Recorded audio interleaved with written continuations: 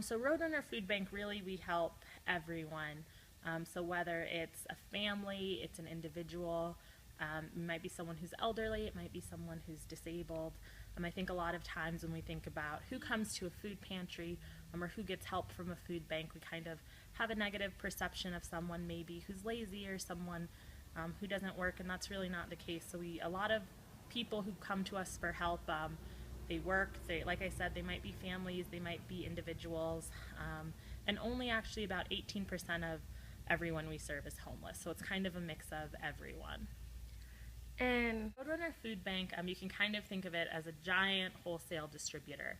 So we source food from all over the state. So it comes from manufacturers, local growers and producers, retailers, from the government, pretty much anyone you can think of.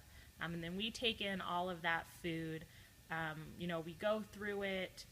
We make sure that everything we have is edible, that things aren't past their usable dates. We sort everything out, and then we take all of that food and we distribute it to partner agencies that we work with. So that might be food pantries, soup kitchens, schools, senior centers, community centers, anything like that really.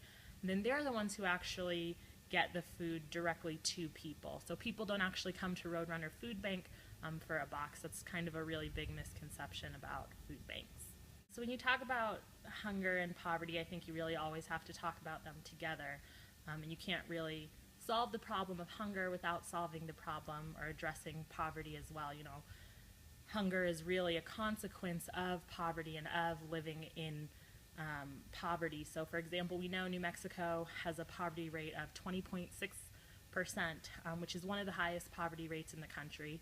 And consequently, we also have the second highest food insecurity or hunger rate in the country as well. So you can really think of poverty as really being one of the root causes of hunger. So you can't really get at solving hunger without looking at what's causing poverty as well, because if you don't address the causes of poverty, you're never really going to be able to end hunger.